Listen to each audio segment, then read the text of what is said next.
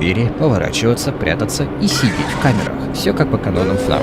Далее в камерах виднеется фонтан Фредди, который стоял в конце коридора. И после добавляется инструкция, которая говорила, чтобы игрок пережил ночь, и чтобы он не упускал его из виду и закрывал перед ним дверь или прятался. И что бы ни случилось, не дай ему тебя найти.